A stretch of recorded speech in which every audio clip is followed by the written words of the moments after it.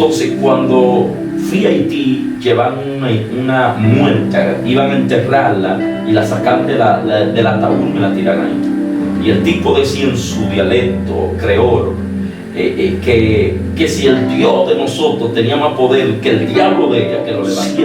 7.8, más de 20.000 gente se perdieron. Vi muerto delante de mí, atrás de mí, alrededor, un puente que se quebró, veía la sangre cómo se derramaba, los edificios se habían caído, y fue una experiencia que me ha marcado hasta el sol de hoy. Cuando ese mismo día me quise ir, Dios me habló y me dijo, para esto fue que te traje. Cuando llegamos al Morgan, le hacen una serie de estudios, y los estudios decían que mi esposa tenía 18 quites cancerosos, y había que sacarlo. Y en esa operación le iban a sacar el órgano reproductor completo. Había lugares que ni siquiera los evangélicos podían entrar, porque eran lugares que eran controlados por las pandillas. Y entré a un lugar de eso, y a ellos no conocerme, yo andar solo, me secuestraron, me amarraron, me metí en la cabeza en una bolsa negra y me tuvieron amarrado.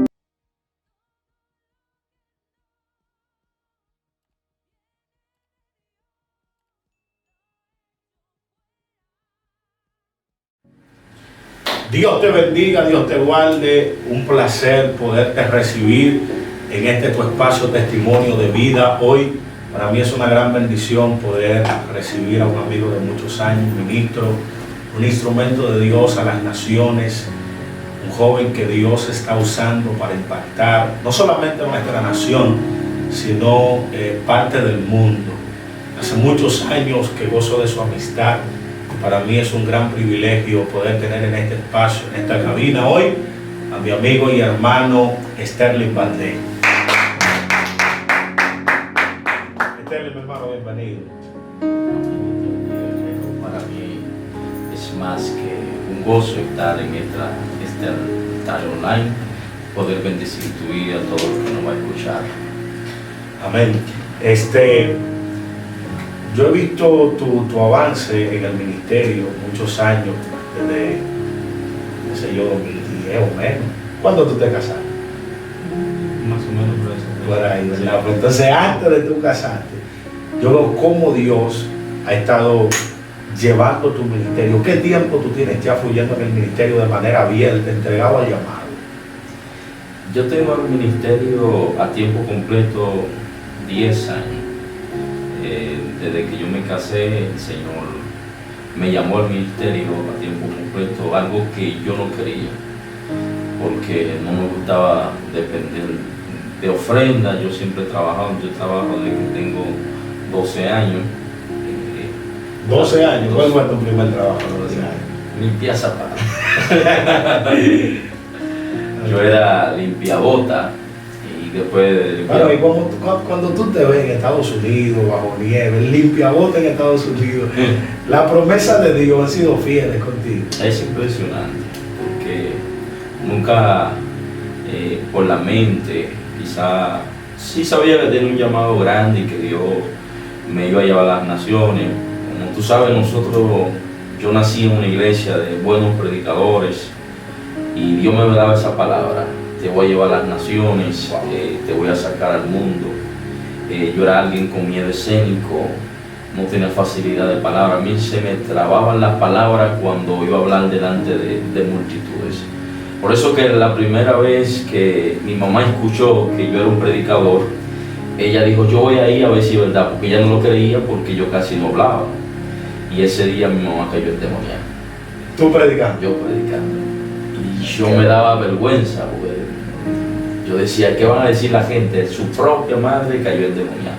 Y desde ese tiempo fue que mi mamá empezó a acercarse a las cosas del Señor, aleluya. Pero yo llegué a la iglesia de una forma prácticamente obligada.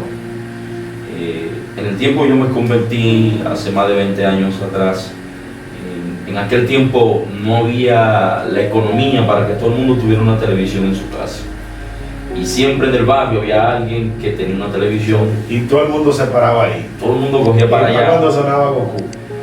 Y yo me acuerdo que estaba viendo una película de Rambo en el Canal 2, en las 8 de la noche, que daban una película todos los días en el Canal 2.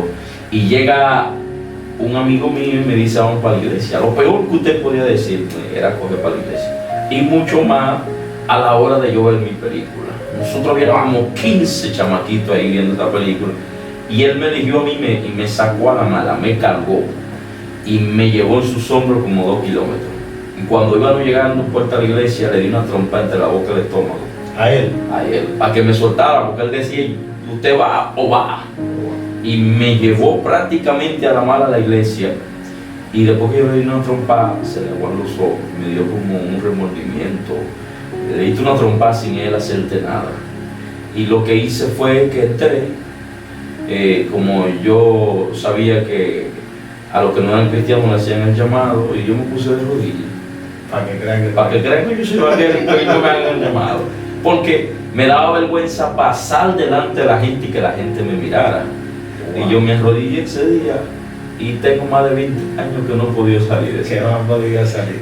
Te condenaste ahí hasta de rodillas. Ahí nadie me hizo el llamado, nadie me hizo la confesión de fe. Yo tenía como a los 15 días, yo yendo a la iglesia, yo dije yo mismo, pero yo soy evangélico. Yo tengo 15 días viniendo aquí. Y yo me acuerdo que la primera experiencia que empecé a tener era que yo le decía a Dios que quería ver un ángel. Ahí van muchos predicadores que decían yo veo un brujo, veo un demonio. Yo decía no, nada de esa gente yo quiero ver. Yo quiero un ángel. Un ángel. Wow. Yo decía si existe, yo necesito verlo. Y cuando tuve la primera experiencia con ángeles, fue como a las 3:15 de la mañana. Lo que pude ver, yo estaba rodeado de jóvenes, ellos no lo veían, pero yo sí.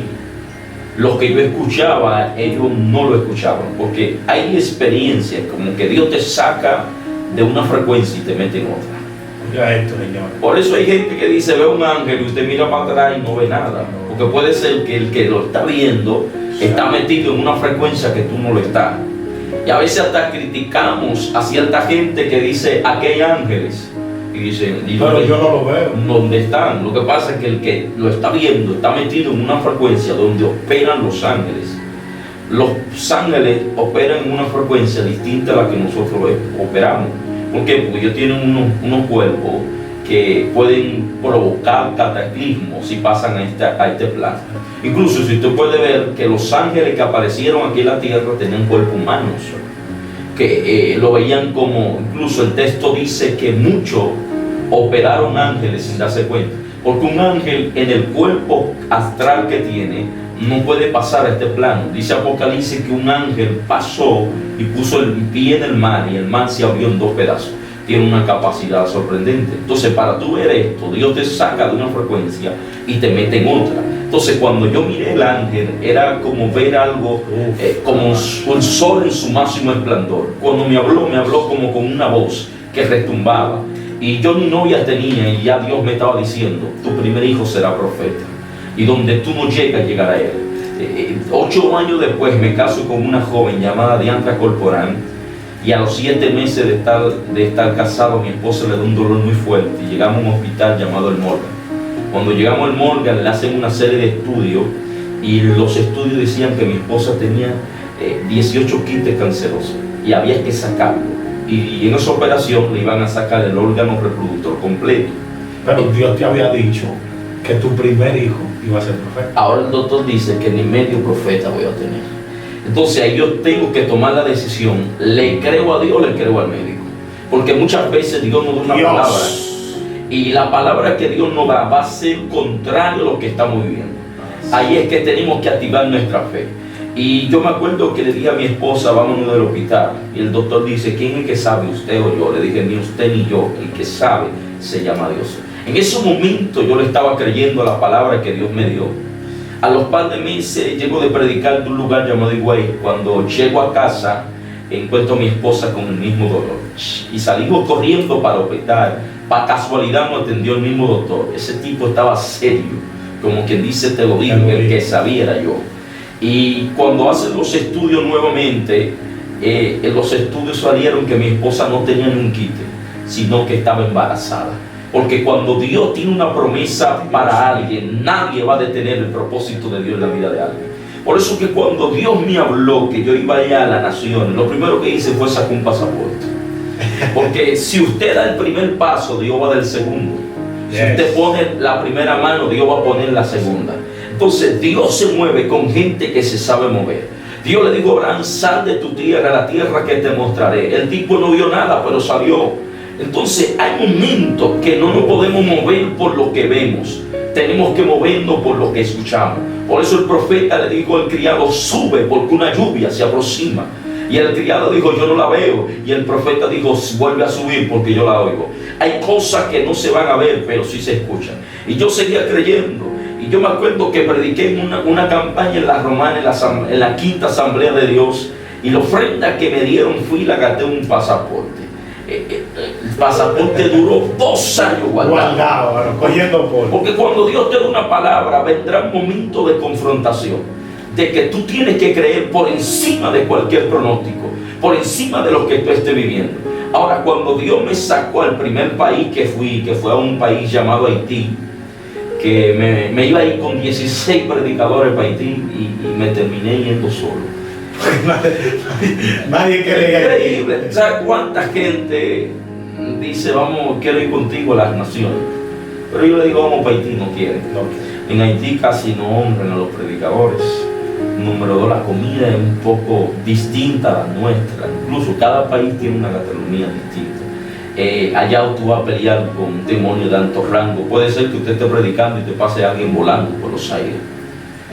Puede ser que caiga un endemoniado y si te entrepe la pared y tú le digas: te va en el nombre de Jesús, y él te diga: no te va.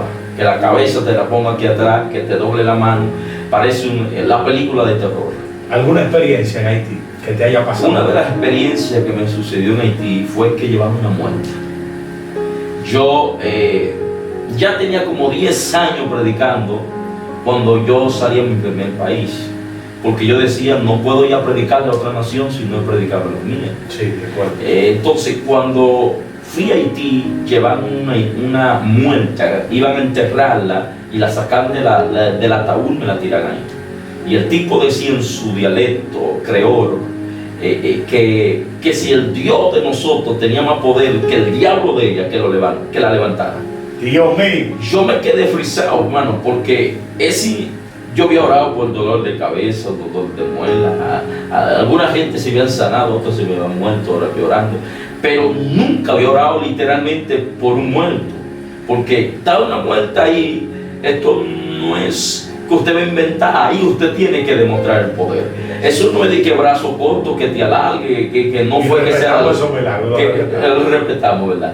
Pero ahí había tipo, estaba muerta, y decían: si el Dios de ustedes tiene poder, que la levante. Y el pastor que me había invitado, al verme que yo estoy frisado, el tipo le dio ante el pecho a la muerte y la muerte se paró.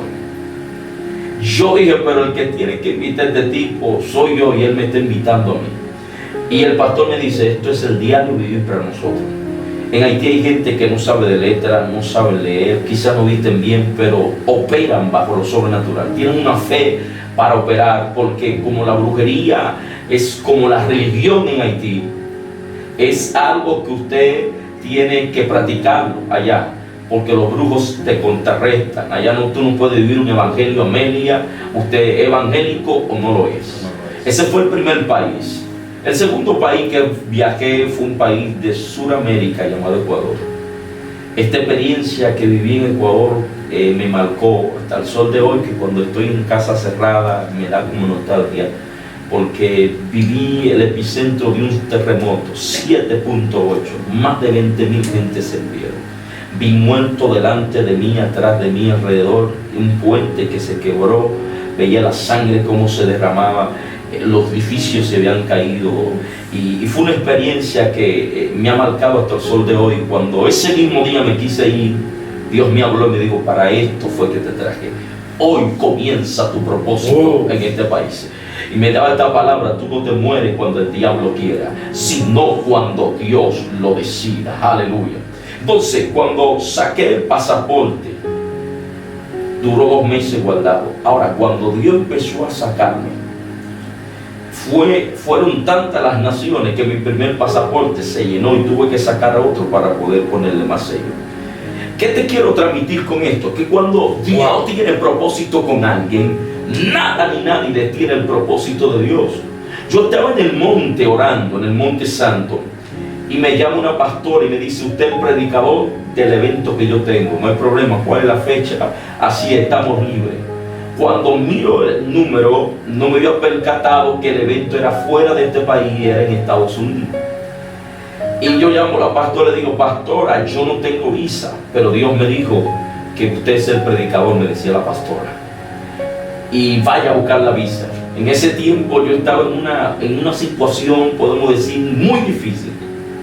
Estaba en una casa alquilada, me la estaban pidiendo, me dijeron: tiene 15 días para que salga de ahí. Yo no tenía ni para dónde coger. Yo estaba en el monte orando por la situación que estaba viviendo, no tenía para dónde mudarme.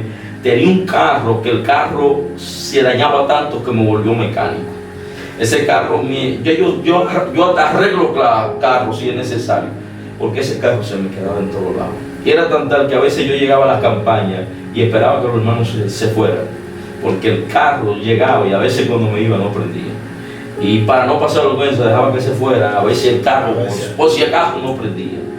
Y la pastora me dice: es que usted es el predicador. Le digo: que no tengo recursos, mire, yo no tengo cuenta de banco, de la casa me están sacando, tengo un carro viejo que ni siquiera el nombre mío está, lo único que tengo es una esposa y un par de muchachos, y un montón de lío arriba. Y la mujer diciendo que no, la mujer montó el evento y me sacó de la actividad, porque ella ve que yo no tengo fe y ella sí. Es decir, yo tenía fe para lo sobrenatural, me traía un paralítico y lloraba, pero en ese momento para eso no tenía fe. Y la pastora montó el evento y puso otro predicador muy conocido de Estados Unidos y lo montó el evento. Dios me habló y me dijo: vete a buscarla, que yo te la voy a dar. No, que yo no, todavía Dios hablándome, yo no estoy creyendo, pero que hay que tener dinero, hay que tener cuenta del banco, yo no tengo nada de eso.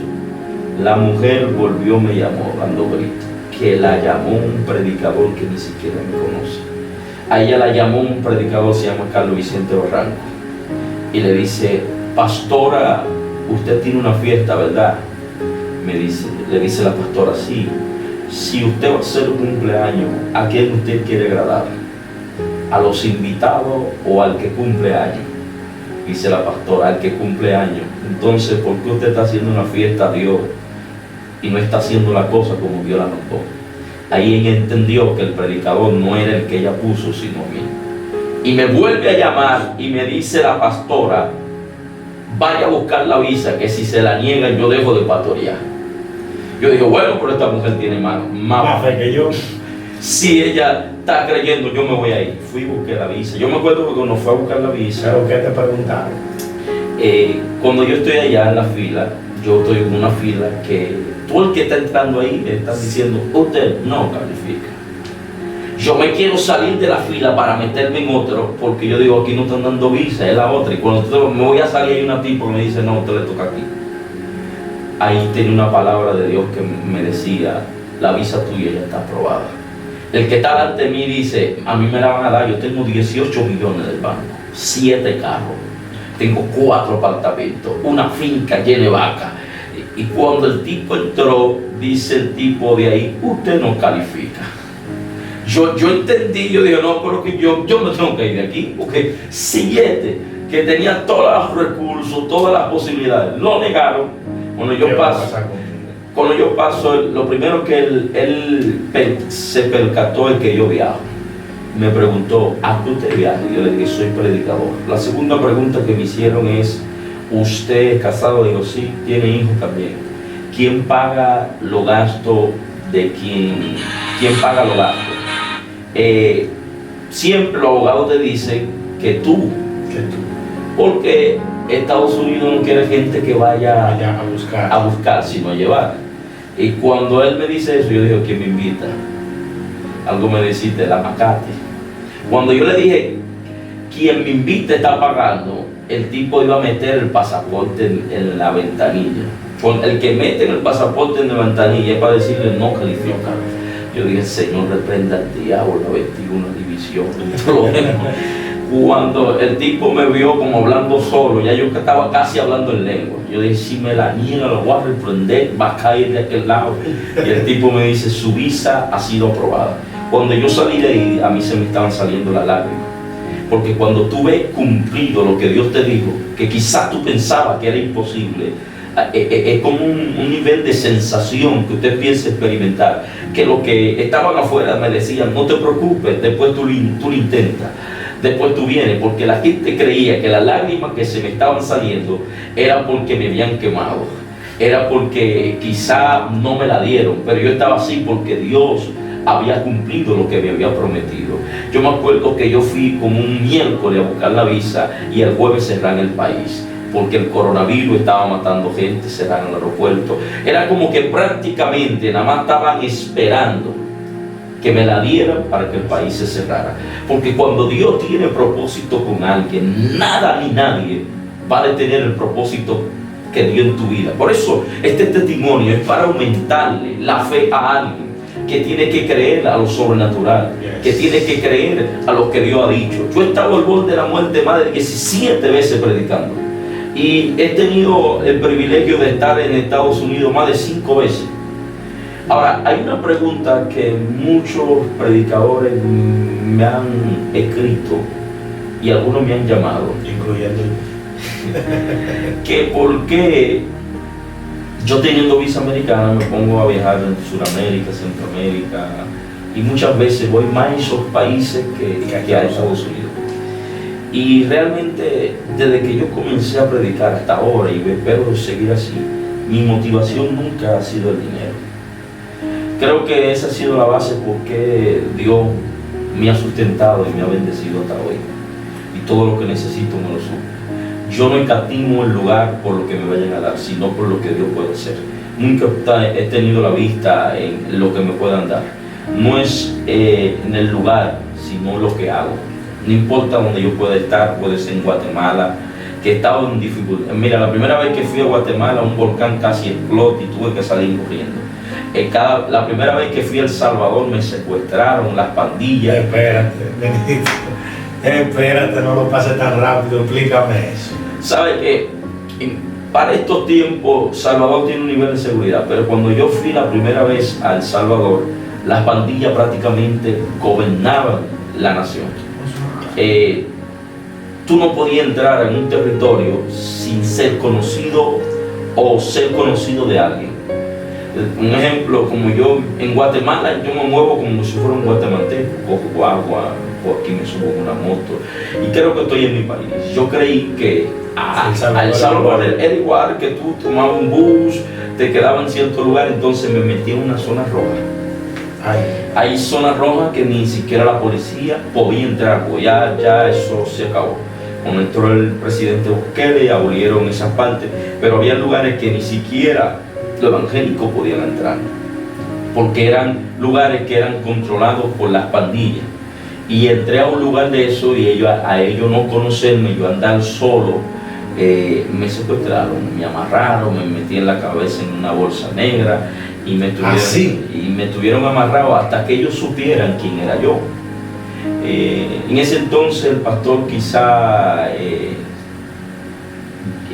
creo que fue un nivel de imprudencia que hizo, porque llamó a un pandillero que era como la cabecilla de la zona, y prácticamente a todo el que me agarraron lo mataron, porque debían preguntar, que no pueden hacer. Ellos respetan mucho a lo que es el hombre de Dios, siempre y cuando estén las cosas firmes, porque si tú estás endobando, hasta ellos mismos te sacan del medio, porque ellos respetan mucho el evangelio. Incluso la única forma de un pandillero de ligarse de la pandilla es convirtiéndose. Ahora no se puede descarriar, porque si se descarria, tengo amigos que están atados al punto de descarriarse, y por esa parte no se descarria porque tienen una sentencia. Si te descarria o te sale de ahí, te salimos a buscar. Y a veces prácticamente esa situación, hubo uno que para descarriarse se fue para Estados Unidos, porque sabía si se descarriaba en El Salvador lo iban a salir a buscar.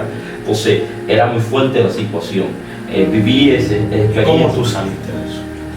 Es como que algo místico, que te da fuerza y te infunde que todavía no se ha cumplido lo que Dios dijo contigo, que todavía es como en El Salvador. En El Salvador yo viví una experiencia que son marcó mi vida, igual que en otros países. En Sudamérica una vez me pusieron hasta una bomba y mataron como 4 pastores por una situación de un malentendido con un narcotraficante. Una muchacha se convierte y la muchacha al convertirse termina con su esposo. Y él dijo que yo era el culpable porque por yo lavarle el cerebro a su esposa no quiere saber nada de él. Y dijo, maten al que estaba predicando y a todo el que ande con él. Y yo estaba bajando los escalones cuando me dio un dolor de estómago y empecé a vomitar, volví al baño y en ese momento los pastores entraron al carro y cuando entraron la bomba explotó y era para matarme. Las manos me temblaban, los pies me temblaban porque dice un dicho que no es lo mismo llamar al diablo que no llegar. Y eso es así. Y la muerte es una sensación, por más guapo o más superhombre que usted se crea, la muerte es una sensación extraña. Cuando usted sabe el momento que llegó el tiempo de que usted lo van a matar, usted está a punto de perder su vida, eso le arroja una sensación al alma, que eso es como inexplicable para expresárselo a otros. Simplemente el que lo ha vivido puede entenderlo, porque hay cosas que con palabras no se pueden expresar. Wow. Hay que vivirla para poder entenderla. Esos delincuentes nos llevan a un monte, fue algo sobrenatural. Hay gente que yo le digo esto y no lo creen, que llegaron ángeles y ellos veían guardias vestidos de militares y fue una gloria que se metió, se convirtió en pandillero, se convirtían todo lo que estaba ahí, porque fue un efecto sobrenatural el que se vivió. Y la palabra que Dios me daba era, mientras tú estés haciendo lo que el cielo te mandó, nada ni nadie te podrá detener. Entonces, quiero transmitirle fe a la gente. Es como cuando yo comencé a escribir. Ya yo voy por el libro número 5 escrito. ¿Cuáles son los libros? Aquí presentamos uno. Yo creo que yo lo tengo aquí, el reconocimiento. Sí, el Me Cayó la Gloria. Nosotros mira, cuando yo comencé a escribir, había gente que me decía, tú no vas para eso. Porque eran gente que ni siquiera pesadillas tenían para aconsejar a alguien que tiene sueño. Así. Es como tú recibirle una crítica constructiva a alguien que nunca construyó nada.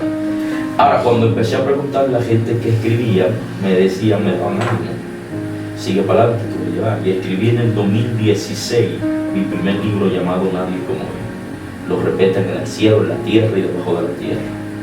En el 2019 escribí mi segundo libro titulado El proceso del matrimonio. Luego saqué el libro titulado Me Cayó la Gloria, que fue que hicimos una presentación acá en la iglesia. Luego en la pandemia escribí el libro Demasiado Dios para tan poco diablo. Pero hay mucha gente que ha predicado eso. Fue después de eso. Oh.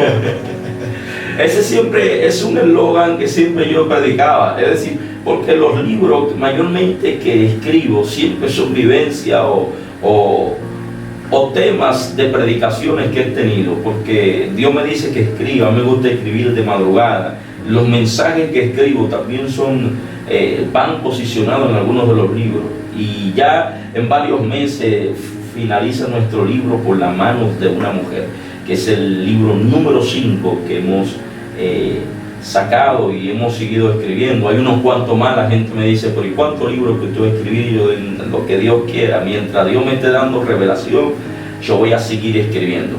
Y salí del barrio, yo vengo de un barrio, La Caleta.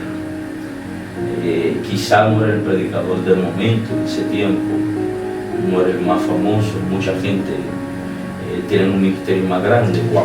Por hoy en día son gente que me llaman, me toman como punto de referencia, que si Dios levanta a alguien como me levantó a mí, lo puede hacer conmigo. Muchos predicadores. Era impresionante en el evento que estuvimos predicando con Randy, ahí en La Caleta, como una juventud que nos admira y nos han tomado como punto de referencia del barrio. Pastores que me han testificado que en un comienzo me habían menospreciado, porque, como te dije, cuando yo comencé a predicar, yo dormía en la gente. Cuando yo comencé a predicar, no tenía un ministerio quizá muy perfilado, que la gente pudiera decir, ese muchacho va a llegar lejos. No prometía mucho. Un ministerio, un predicador que quizá lo veían predicando, y no era que iban a ver van a viajar a naciones. Ok. Porque hay gente que usted ve. Entonces ahí es donde a veces uno duda del ministerio profético en cierto sentido, porque la gente profetiza de acuerdo a lo que ve un ministro con un perfil y le profetiza visa, pero ve el tipo ahí atrás que no está bien vestido, tal vez no porque no sabe vestir, sino porque sus condiciones no se lo permite. Ve el tipo que no está bien recortado, que cuando se expresa las palabras no, quizá como tú, que no era de fácil expresión, quizá un poquito torpe, quizá no tenía la facilidad para, pero era el tipo de llamado. Entonces, no sé por qué los profetas en medio de la administración casi siempre le ministran a quien mejor se ve en el culto. No sé si me entiende. O sea, siempre se busca a la que venga acá, póngase en el medio de una empresa. Pero ¿por qué tú no ves una empresa en el tipo que está ahí atrás, que está desbaratado porque tiene un sueño? Es que el físico o la condición se te hace difícil profetizar. Porque a veces muchas profecías. Seamos honestos. Mucha gente está profetizando no por lo que ve desde el mundo espiritual, sino por lo que está mirando delante de sus ojos. Es así, ¿no? Claro, incluso ve una muchacha, canta bonito y le profetizan que va a grabar un disco, que Dios la va a llevar lejos, pero la que cantó malo no. Nadie. Porque humanamente hay un espíritu que es el espíritu del profeta. Por eso dice el texto que el espíritu del profeta se sujeta al profeta, pero no es el Espíritu Santo, sino el espíritu del profeta. Hay gente que puede profetizar por lo que ve y lo puede hasta pegar. Incluso hay gente que pueden usar un nombre que pueda ser, llamar a la gente por nombre, que puede ser un nombre muy común en la zona y lo puede ser. Y la puede hasta pegar. Sí. Pero son adivinos, porque al final la profecía genuina como tal no tiene una falla. O sea, si la profecía es veraz,